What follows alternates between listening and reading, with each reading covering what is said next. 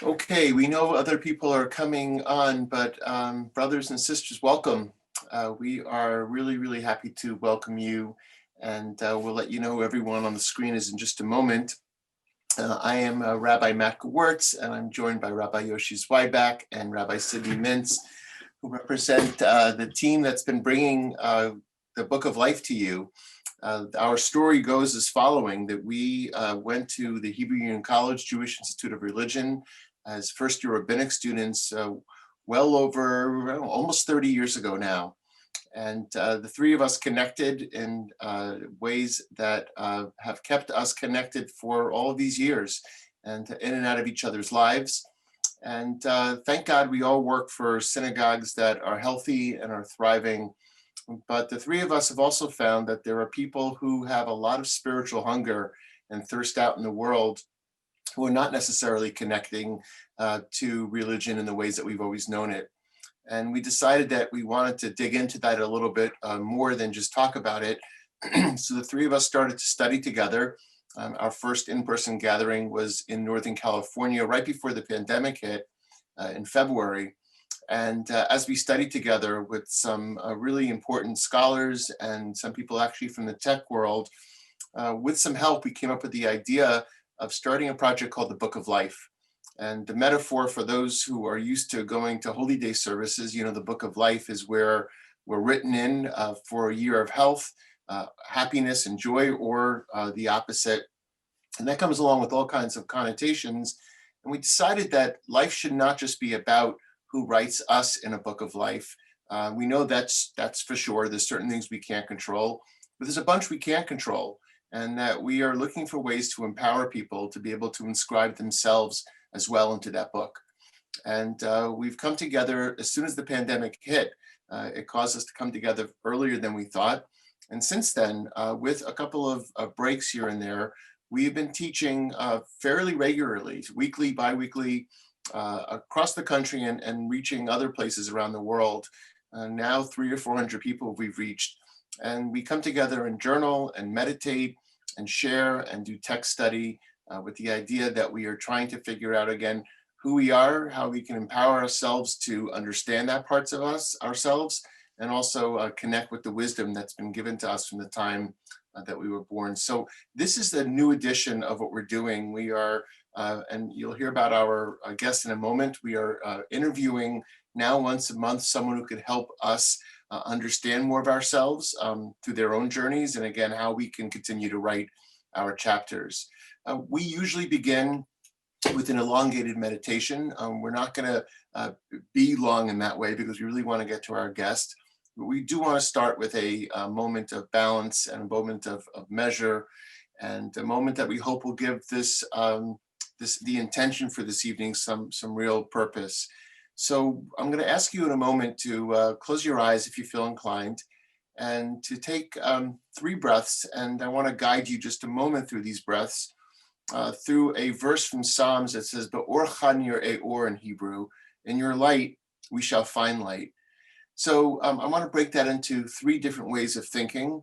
The first is that we're told that each of us actually, no matter how dark we sometimes feel, actually have light in the deepest crevices of our spirit. And if we can clear the brush, we can access that light.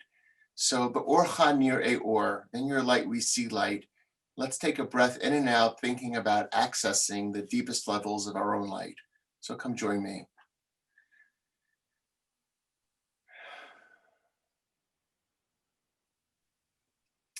On the second level, we encounter people all the time, people whom we love and people that we don't know at all. But each of them also have light within. And if we can make ourselves vulnerable to open up to other spirits, and they in return to us, we can also access light from the people around us. Be'orcha nir'eh or, through this next breath, maybe be open to the light that the people around us can share.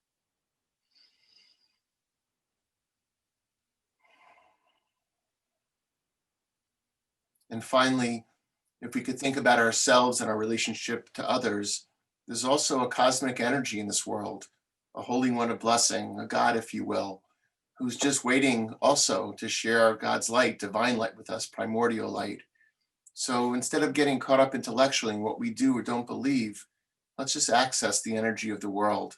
Or Chanir Eor, that divine energy will also give us light. So come, one last breath.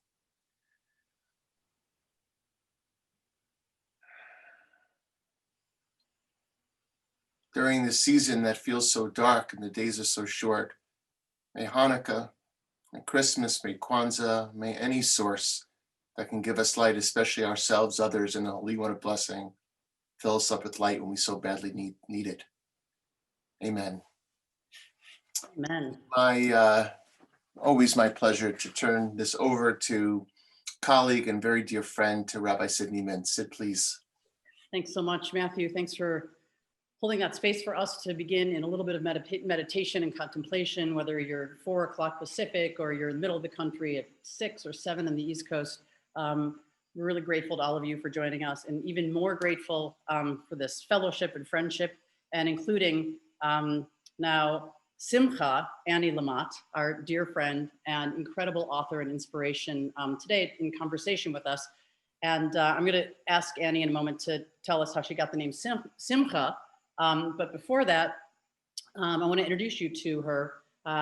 When my son Eli was born 26 years ago, I read this incredible book called Operating Instructions. And Annie's son was born about 4 years before that. And it made it okay during the first year of Eli's life to feel sorrow, sadness, intense joy, faithlessness, faith. Every feeling I was feeling, I experienced in Operating Instructions. And with that, Annie took me into her heart as an author. And I recommend it, whether you're a parent or not. It's a very hopeful book about the future. I then felt a lot of writer's block at a certain point, and I turned back to her with the book Bird by Bird.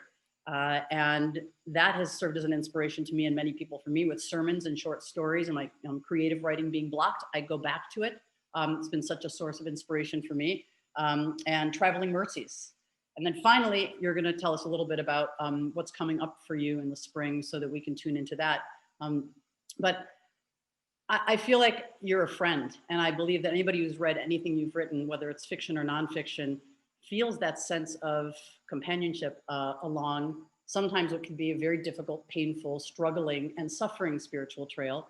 And every once in a while, especially through the pandemic, Annie, in the last 9 months, I felt like, you know, I just want to post on Facebook, does anybody else feel like they lost their mind today?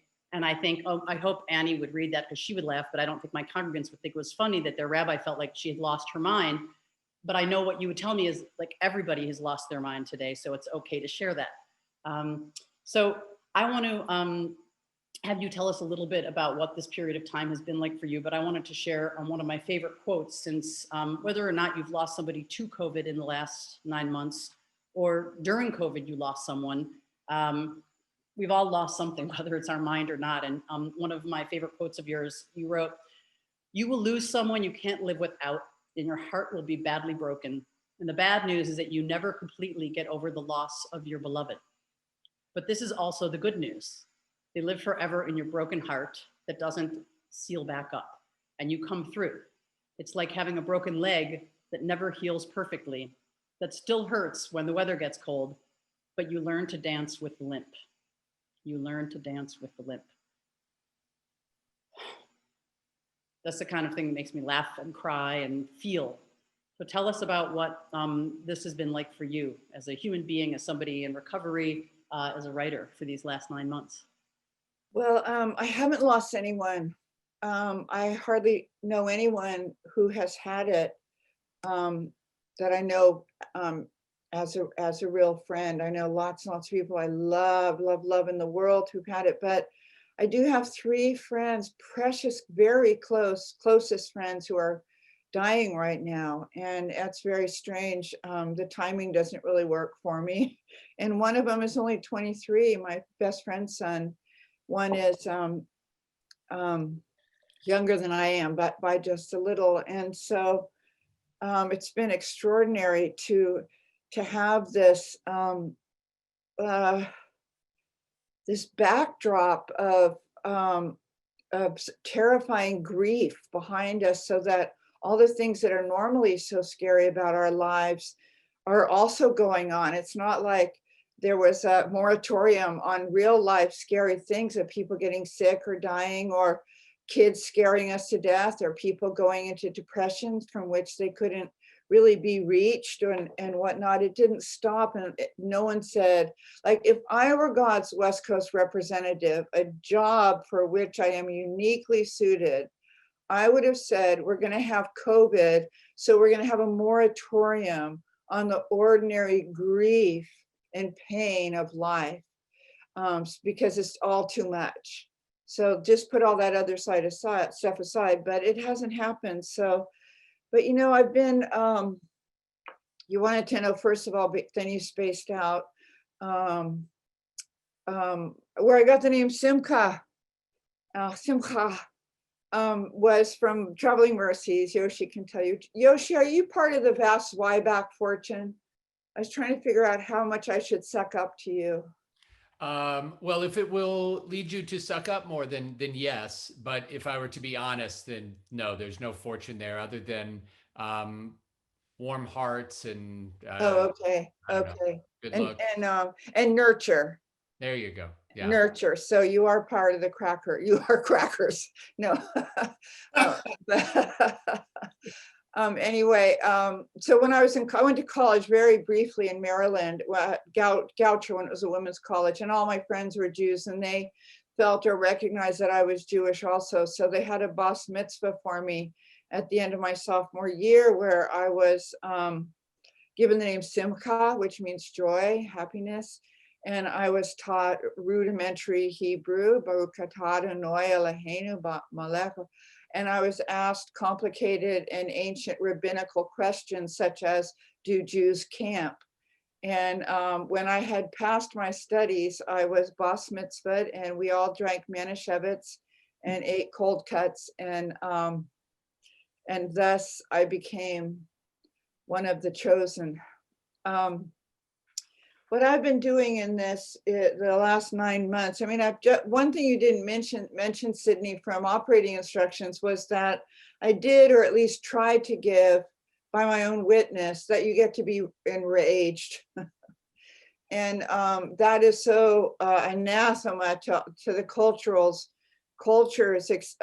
experience and expectations of women, especially women, girls that were born in the 50s or earlier, which I was 54. And I was enraged when I was a mother sometime. I mean, I am such a good guy. I am a legendarily good guy. I really am almost always optimistic, weirdly. And I am always a good guy. I'm known for it. And yet when I became a mother, and I was so wasted and exhausted, I didn't have a cent, and I forgot to get a husband. The rage came up. I no longer had any way to stuff it successfully, because you feel like you're on LSD about a third of the time. You're so exhausted. And so that was something I wanted to tell mothers, that if you're having this irrational rage, not just towards your child, but towards yourself and really all of life, it's fine. Welcome to the monkey house, as Vonnegut wrote. And I've had a lot of rage during the pandemic because of Brother Trump, who has so struggled to find himself, let's say, and has found himself in a job that any of us would find challenging. I think it would be like, for instance, if I suddenly had to become an accountant, I would probably flounder like Trump has. However, I would not probably be personally responsible for the death of so far 300,000 people. So I've been very angry, and I've also been full of hope, because the light does shine in the darkness. And as the Hebrew Bible tells us, God will restore all that the locusts have taken away. And so I've stayed in my faith, and I have also practiced something I called COVID college, and which is that in recovery, I had a sponsor I still have her 34 years ago when I got sober. And whenever there was something just beyond my understanding and beyond my ability to deal with it, she'd say, well, it's another effing learning experience. So they call it athletes in the 12-step recovery. They say, oh, it's just another athlete. So the COVID college for me has been a huge focus. The gifts of this much deterioration and terror, constant Edgar Allan Poe terror.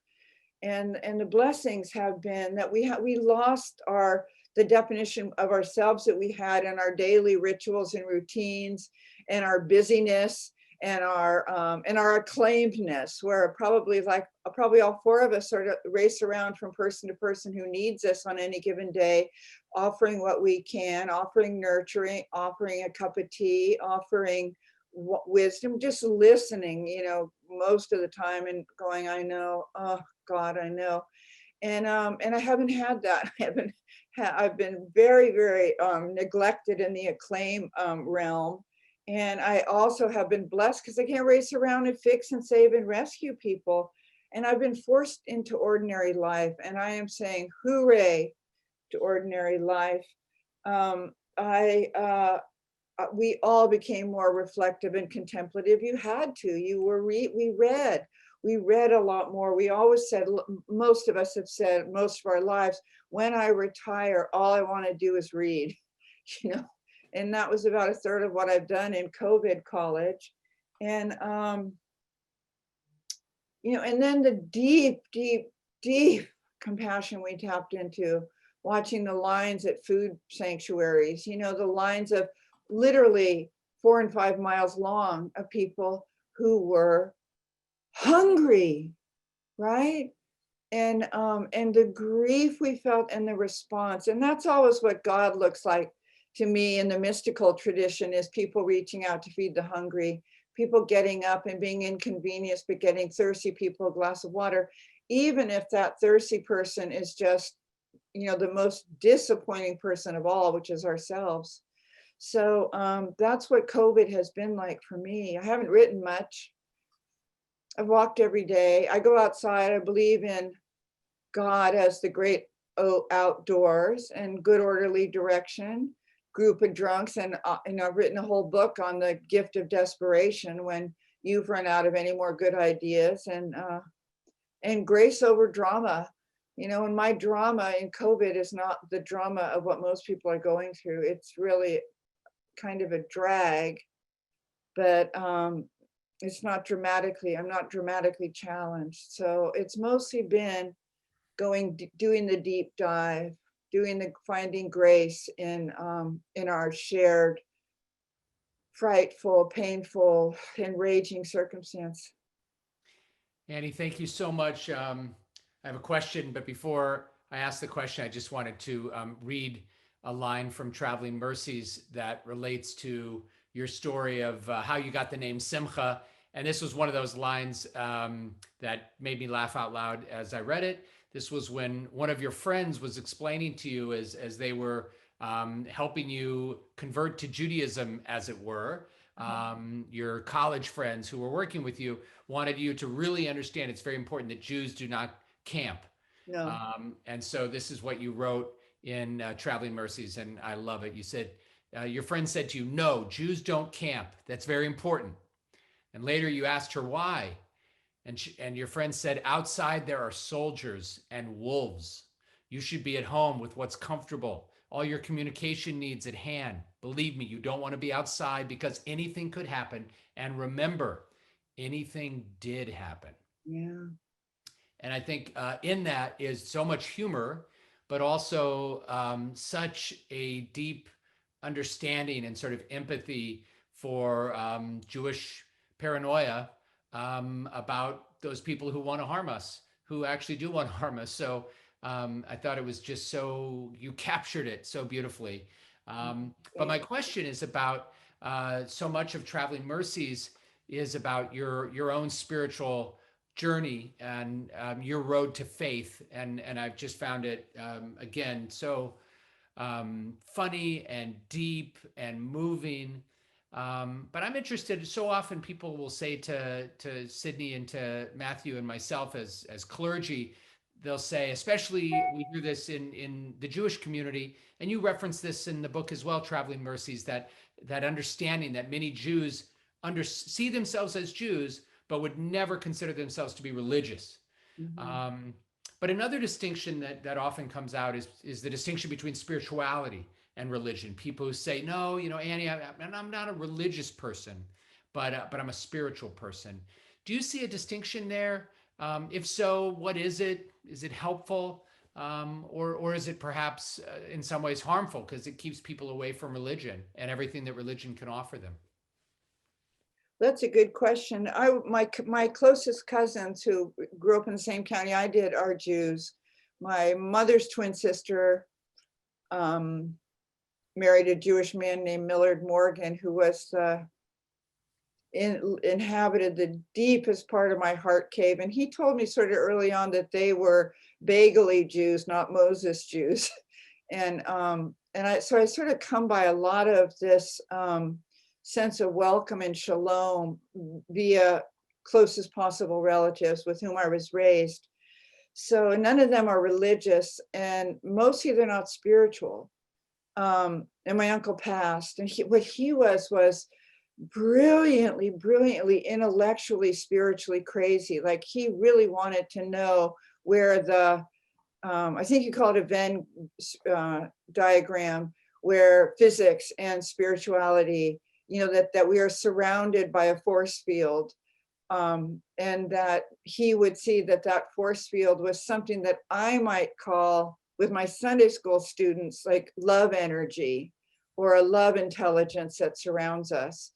And so, but this is funny, this is probably not why you were asking, but the way I met my husband, who I wrote about so much, and you can just find it everywhere.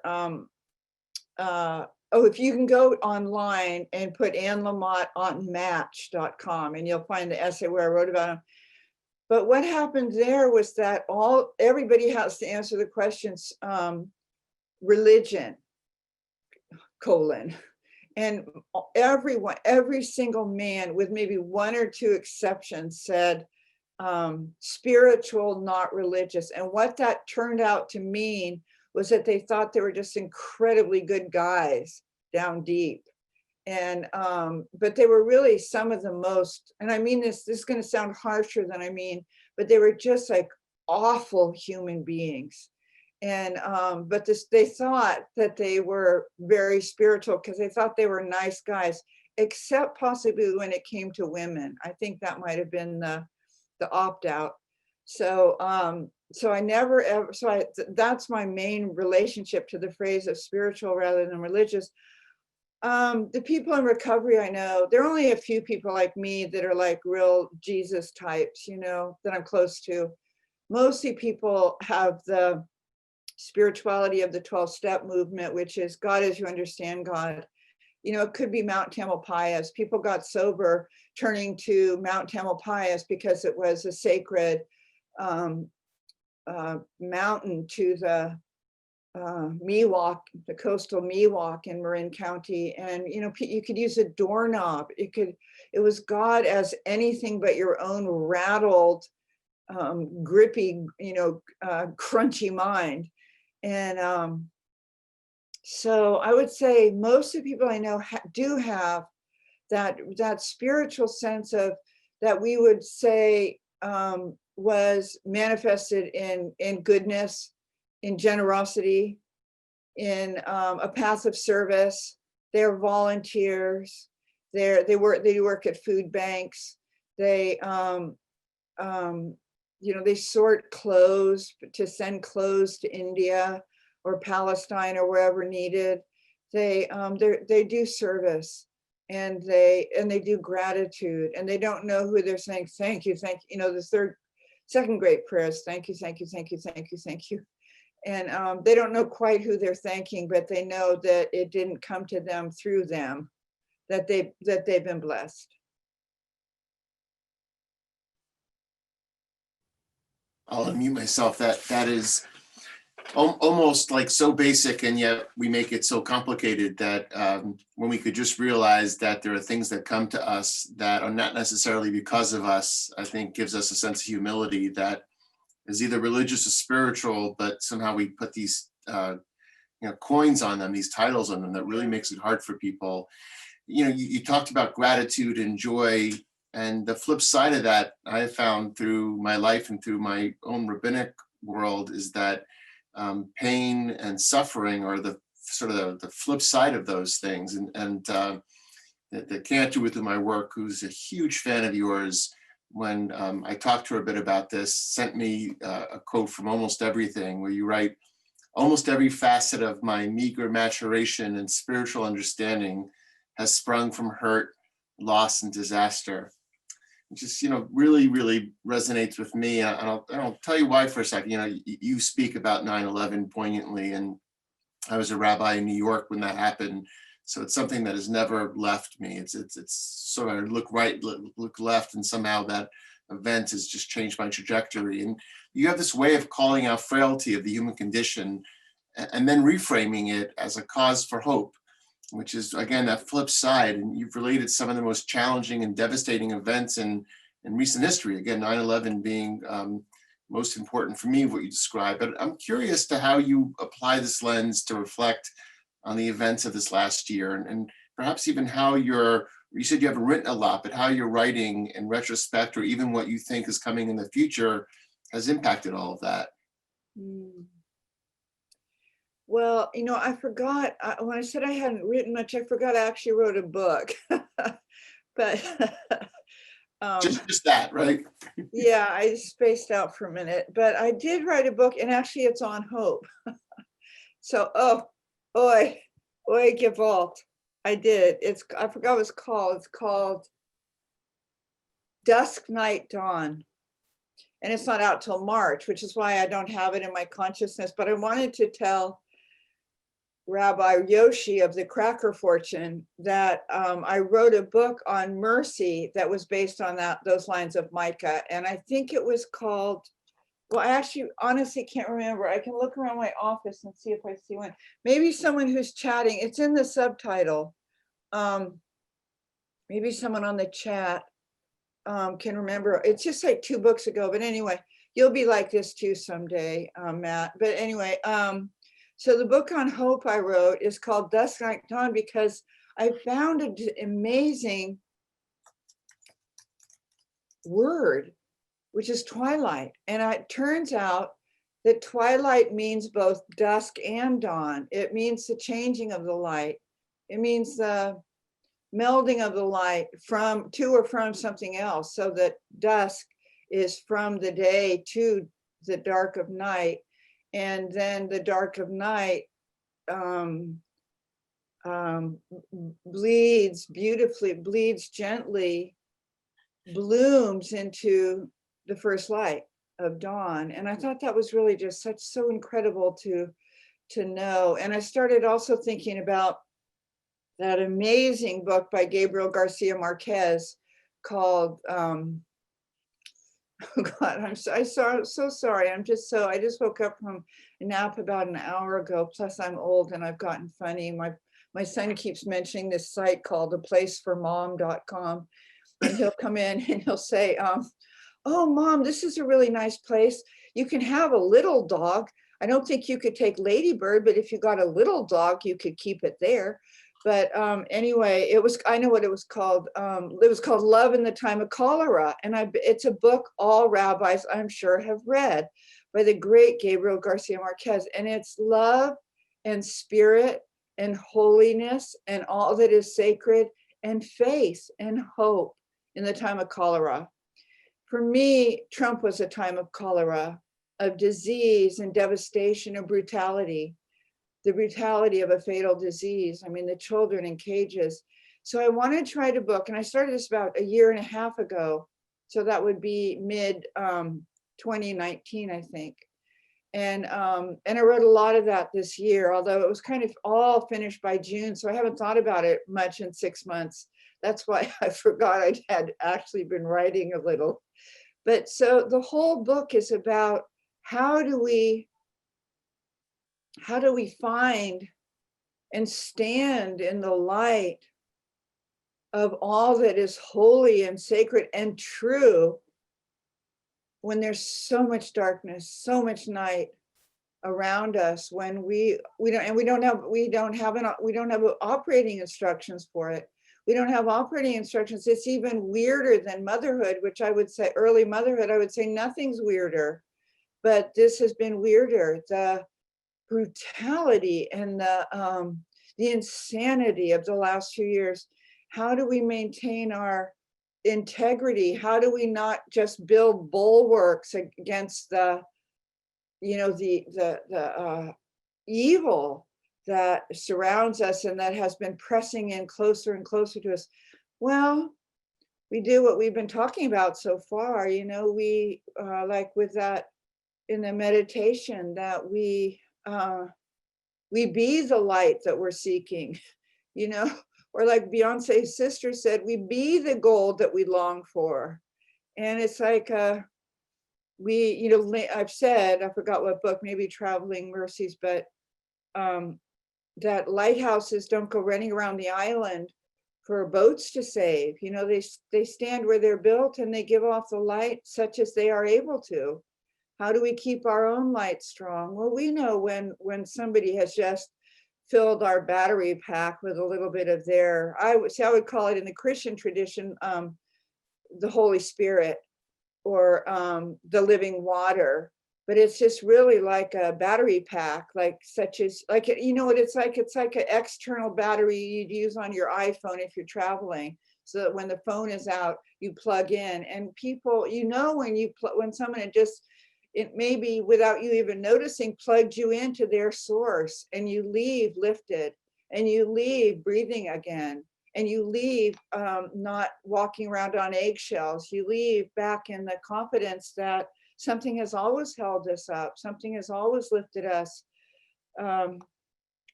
and that the grace of God is good people, and that, you know, that grace is spiritual WD-40, and we look for it. We experience, you know, there was a priest in when Bill Wilson in 1935 was starting AA.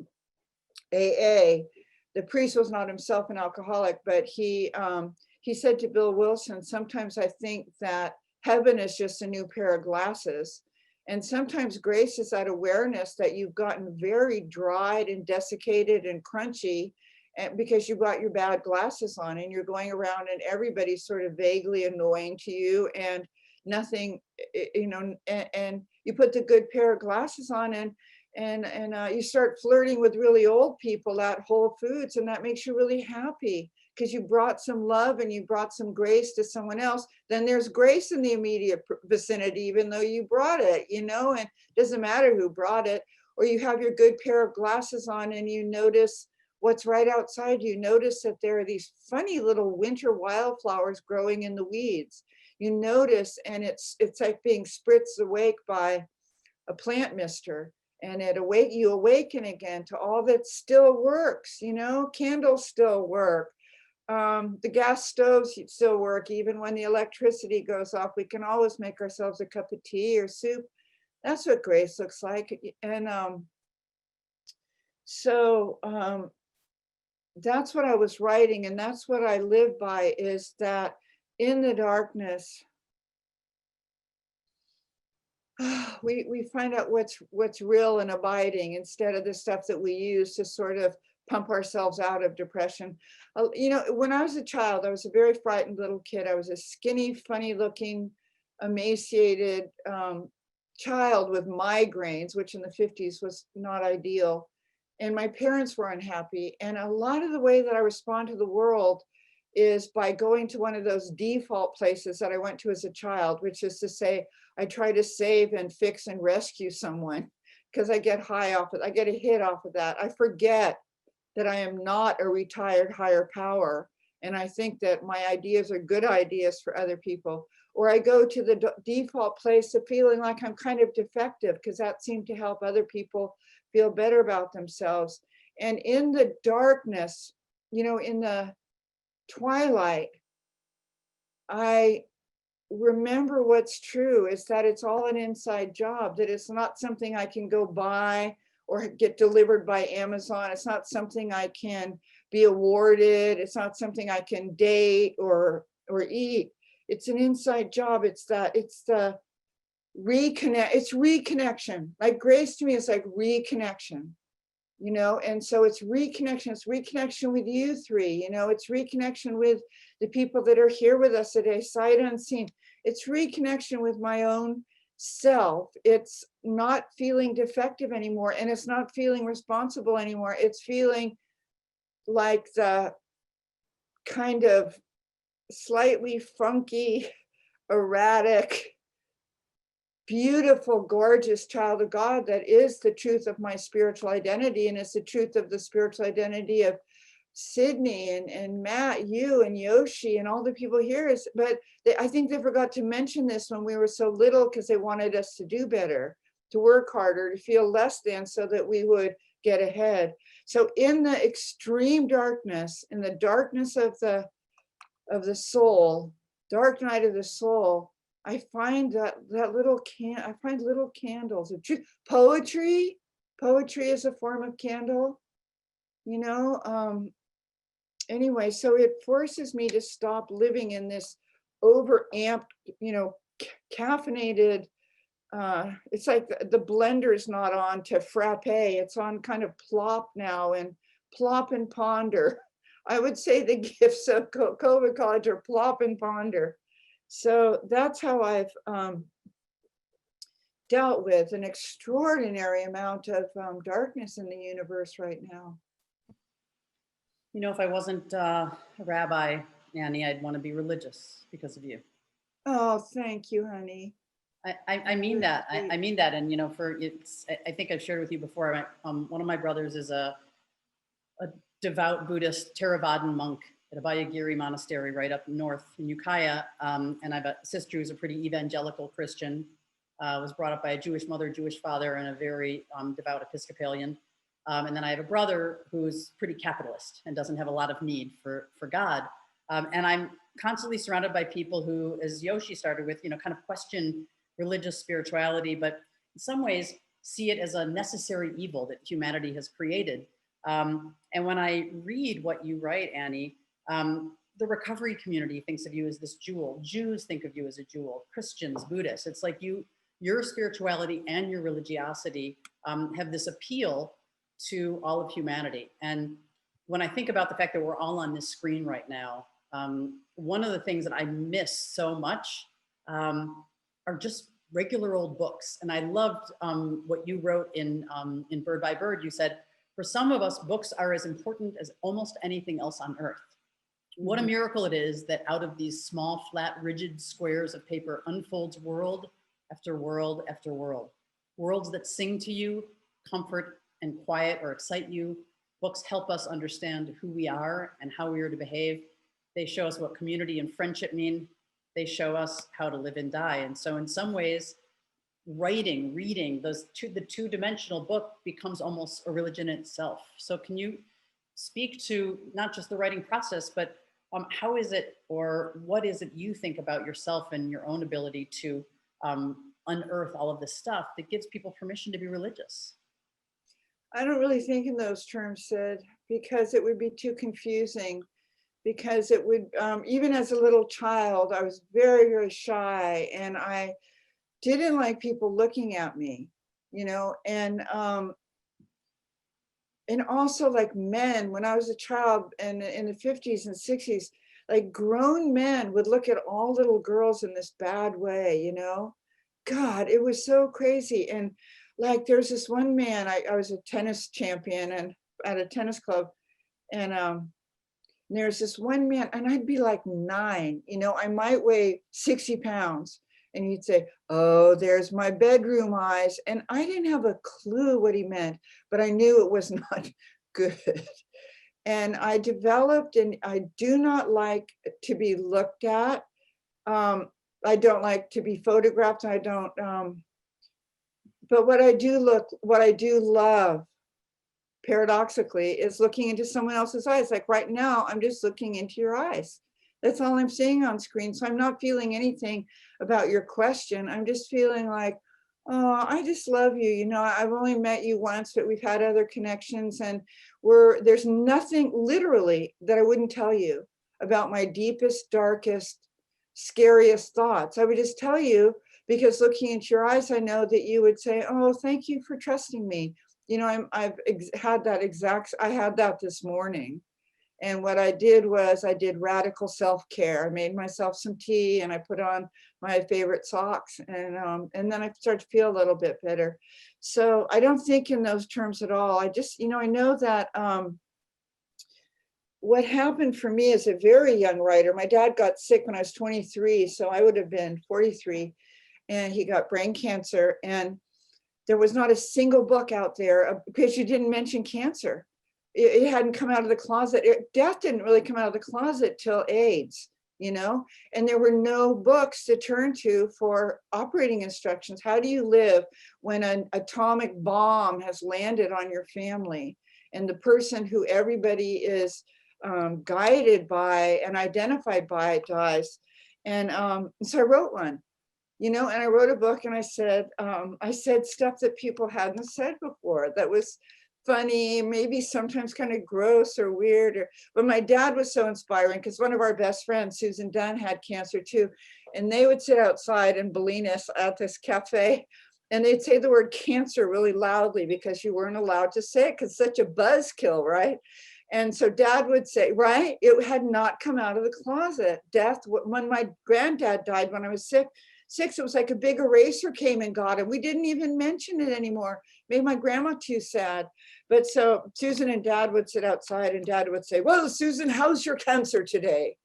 And Susan would say, well, my cancer continues to take over. And yet today I actually feel pretty well rested. And how's your cancer, Ken? And I learned that that was medicine, to say it. And then I wrote my second book. Rosie was a novel about a girl who has had a man do a sexually exploitive thing to her. She's a little girl. And when I wrote it, no one had talked about that. It was, you know, Tree Grows in Brooklyn, right? That's what we both read at 10. There was nothing out there. What do you do with these bad, scary men out there, either lusting or touching or invading your sacred beingness? And so I wrote it, and about 100 women came up to me and they said, you know, that happened to me, and it hadn't happened to me in those ways. And so little by little, I just learned that if I said it, it's a we program. You know, the 12 steps begin with the word we, and your temple is based on the word we. And the community we have, the four of us and the people with us, we're a we, and that is where, and it's like Henry Nouwen, the beautiful, beautiful French Jesuit, who I bet all of you read, New Seeds of Contemplation. And he always, I mean, that might have been Merton, I'm sorry, but Nouwen talked about the beloved community. And the beloved community is where almost anything we need to learn about spiritual truth, about ourselves, and about the why we're here and who we are and how to proceed. We're going to learn in the beloved community. You're not going to learn it becoming more and more acclaimed in your field. You're going to learn it feeding people on Thanksgiving. You know, you're going to find it by making sandwiches for the people on the street. Like my Sunday school kids, we had a ministry for a while where we got bottles of water, small bottles of water, and granola bars. And our ministry was to give these to people on the street and to say, look them into their eyes and say, it's good to see you, because no one else was saying them that day. So I don't really think about myself outside of the community, because that was always such a isolated, scary, you know, skinny, scared, held breath place for me. And so then I'll tell you a Sunday school story. Am I your first Sunday school teacher you've had on this thing that you three do together? Probably. You're the first person we've had. It's just okay. Oh my God. What the three of us and all of our students. We didn't tell you? You're the first one. Wonderful Sunday school story of a very frightened little girl trying to fall asleep in the dark. And this goes back to Matt's question. she keeps calling out to her mom, "Mommy, mommy, please come in my room." And the mom comes in, and the first few times it's really patient. "Okay, honey, God is right here with you on the bed. You don't need to be afraid. You're not alone." First 3 times you're still patient. The 4th time maybe a little less so. And but the mother comes in anywhere and says through gritted teeth, "Don't call me. You are not alone. You're safe and sound. God is with you. Emmanuel." And the little girl says, "I need someone with skin on." Right? And that's what I teach my Sunday school kids, is that's who we're called to be, is goodness, love, a gentle touch, a granola bar, a small bottle of water that people can tuck into their pocket. So I really think in terms of these little like carasses that Vonnegut wrote about, of little pods of beloved community, whether it's at the dining table or we're all walking with our dogs, but with masks on, and that's a little community. How is Sadie doing? Is the chemo working? I think she's doing better now. She's all grizzly, but she looks good to me, and it's a community of dog people. Or I go to anyway.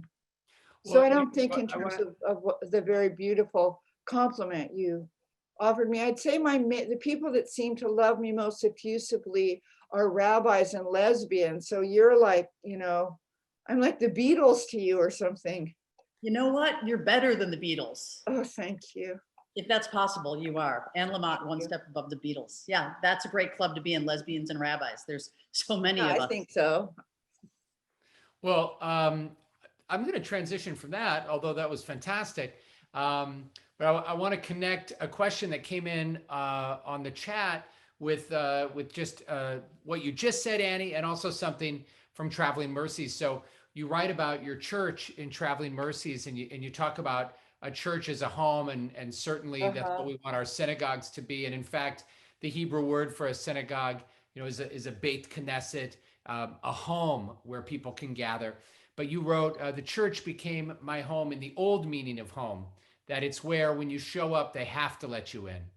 And then you also write about the recovery community in ways that, that sort of radical acceptance. And one of the questions that came in from one of our attendees today is about how your own sobriety journey has been affected by the pandemic, without meetings in person and without the type of fellowship that we feel in those rooms with that awful coffee. How do you stay sober? So I'd love to hear how you've tried to manage that. Well, one thing I'll say in defense of 12-step gatherings is that in the late 80s, early 90s, we all experienced the coffee revolution, and the coffee improved a great deal. Well, there's Zoom. I'm on Zoom probably once a day. I need my spiritual community. So I find wherever there are sober drunks and codependents who have stopped trying to be higher powers one day at a time with their tiny little control issues, that's my medicine. And I go to church on Sundays. I miss my Sunday school kids like crazy, but some of them, there were never more than 2 or 3, or sometimes 4 in a class anyway. It's a tiny failing little church, but sometimes they come to Zoom church. And I've been sober for 34 years, so I don't really think about drinking very often. I see your dog there, and when my dog Bodhi passed 4 years ago, right at this time of year, he'd had a lot of pain, and it crossed my mind that I should take some of his tramadol, the veterinarian tramadol. And it was like the disease really gripped me because I was in so much pain. It's the end of the world when your dog or cat dies. And I thought what the disease wants me dead, but it'll settle for getting me drunk or stoned. And what it said was I could get through an unsurvivable loss and through a very bad night, and then start with the dog's codeine, and then the next morning start over. And that tends not to be the truth, that it's very, very hard for people to come back to recovery after they've gone out. It's just much harder. So, but that was really the only time in the last 10 years that I felt that something gripped me where I thought I might drink, or I'm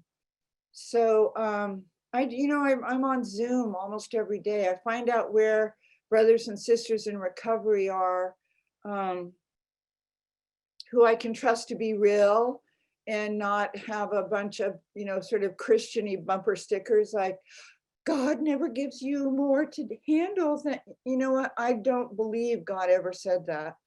I don't do bumper stickers. I am not served or saved by them. I am saved by truth. I am saved by real. The ancient Greeks called God the really real, and so if I know a meeting where the people are really real, if I go there, I know that whatever shape I'm in, they love me and welcome me. That is a great shalom for me. The great welcome is that, the whole system at your synagogues and at your dining tables, the whole system works because we're not all crazy on the same day, right? So you might be fine, but we're losing Matt, and Sydney's, maxing out the credit cards to self-medicate. But I feel fine. And I just say, you guys, we're just going to be here together. I don't know what's going to happen, but I can be with you for an hour, be with me, and we'll just see what happens. So I find out where precious community is. And then I show up, which before I turned on Woody Allen he said 80% of life is just showing up. And I really love that. And I show up and I get thirsty people water. That is my spiritual path. I show up, I don't bring bumper stickers with me, and I get thirsty people water. I love that. That's it. What else do people need? I was at Hardly Strictly Bluegrass when we used to have Hardly Strictly Bluegrass in Golden Gate Park, and Patty Smith said, all you need is a cup of coffee, a loaf of bread, and a roof over your head. It sounded very spiritual to me. And I also would like to say, and a journal and a pencil. So I love that you said that, because there's such a simplicity, Annie, in that offering, which is, and of course we all love Woody Allen, and we also hate him. Right. So we can do both at the same time, but the idea of when you're torn up inside, and we have this period of time this past year, so full of grief and so many questions and so few answers, that just showing up, as you say, is at least 80%. It's a radical act to show up. Especially with water. It's like everybody could use some water. Yeah. I'm hearing my mom say, just drink more water, no matter what. Doesn't matter if you're thirsty. Doesn't matter if you're overly hydrated. If you have a Jewish mother, she's telling you to drink more water. Yeah. And I just want to say, on behalf of myself and Matt and Yoshi and everybody here, we're going to be reading that next book of yours, because we need a lot of hope. Maybe we'll do it as a book group in the Book of Life. And we're honored that you chose to share this time with us. And we're going to be meeting, our next meeting is January 14th, and we do a little bit of a different format. The next meeting is a writing and reflection and study and learning. And then we get in small groups and we share, if you feel like you're losing your mind today, or your heart, or you lost someone. And it's actually, we're opening up the new year, 2021, and looking at hope and light. And we're looking at the word Ayeka, which means it was God asking Adam in the Garden of Eden, where are you? Where are you? And so we want to begin with that question that's very simple. Where are you? And we're going to do what we're calling kind of like a spiritual scan of ourselves, where we've been this year. And maybe you'll join us on January 14th. It would be great to have you. I'm going to give you the last word, Annie, and then tell people that we're just really looking forward to continuing this each month, twice a month. No matter what happens with COVID, when we were thinking, well, when it's over, when the vaccine comes, vaccine's here. I still feel sometimes like I'm losing my mind. It hasn't changed anything in this world. What's your last word for us? I'll tell you my favorite story of the last few years. There's a saying in recovery that you don't go to the hardware store for bread, and the hardware store is that stuff outside of you that you just think is so brimming with, acclaim or validation or any of the stuff you think you're hungry for, and you're not hungry for that. You're just hungry for connection and love, and you go where you're going to find it. And I heard a woman who'd had terrible oral cancer, who'd had part of her jaw removed, and she'd had chemo and radiation, and she was in remission for years. And then one day at a meeting, she shared that it had come back and she was going to need more chemo and more radiation. Everybody started doing what you do, but this is the hardware store stuff, is the bumper stickers. Oh, God won't give you more than you can handle. And oh, my beautician's cousin had that same cancer and they're fine now. Oh, da, da, da, da. She waved it away like smoke. She said, God's got it. So that's what I'd like to leave you with as the bread. The bread for the journey is that God's got it, and that we find it in each other's eyes. And we find it when we put on the new pair of glasses, and we find it when we step outside and we say, thank you, thank you, thank you for this very confusing and gorgeous gift of life. We bow to that, to your wisdom, to the simplicity of your faith, and to being the kind of sister that all of us feels really is part of our mishpacha, our family, whether you're Annie or Simcha. And we bless you and Sam, your grandson, and Neil, and continued health and meaning and grace. You too. Bless you. Thank Good. you all so much. On behalf of Rabbi Matthew and Rabbi, I now get to call him Cracker Zweiback. So excited about that. Thanks for the permission, Annie. Because he calls me other stuff that I can't repeat usually in public. On behalf of all of us, come back January 14th and join us. And Annie, you're the Shechianu moment. You're the first one that is gracing us with your presence. So well, I am at your service. I am at your service. You need me, just give me a call and I'll show up for you. Okay, bye. Love you. Thank you, everybody. Bye. God Happy bless much, you. everyone. Happy Hanukkah. Thank Happy you Hanukkah. for bringing the Solstice. light to us tonight.